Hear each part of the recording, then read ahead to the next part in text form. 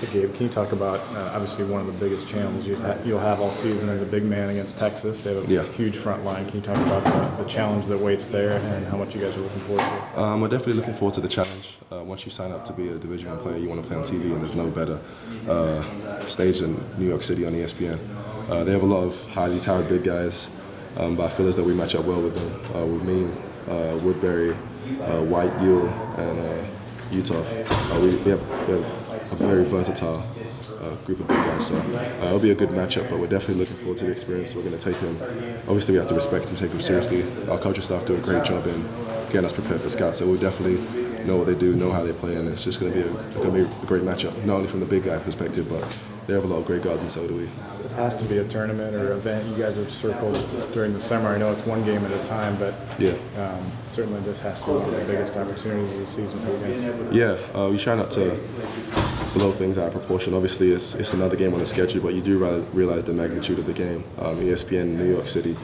Once we saw the schedule, that we were excited about that. Obviously in North Carolina, because it's not just a regular road game. It's a tournament that we may not have been invited to a few years ago. So we're definitely honored to be part of the field, and we just have to go out there and play our style of play.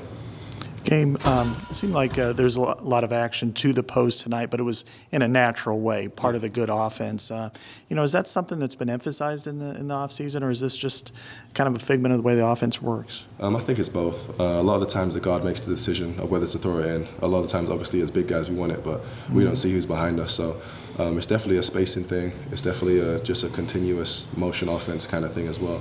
A lot of the times the coaching staff tell us to get it inside out because we are good passers out of the post, but I think it's the best of both of us. I think our guards can attack, but at the same time they need to look for us to post up as well. So we just try and create fouls for them so they can go to the line eventually and just try and create good spacing with our offense.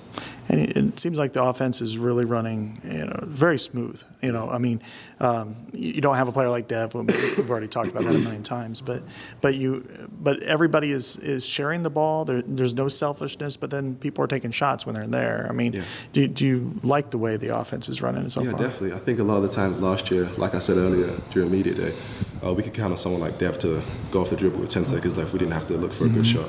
But I think this year we do have great scorers with Aaron White, Josh Oglesby, Jared Utah, Peter Jock. Those are great scorers, but we do realize that they aren't necessarily going to take their guy off the dribble with 10 seconds left and we're going to get a great shot. So we just have to definitely have a team mindset, team-orientated offense that we have to turn good shots into great shots. I think that's something you saw today. We kind of got away from that late second half, but for the most part, guys aren't really shot chasing. They just let it come to them naturally, and it's definitely easier to play with guys like that. So hopefully we can keep it up.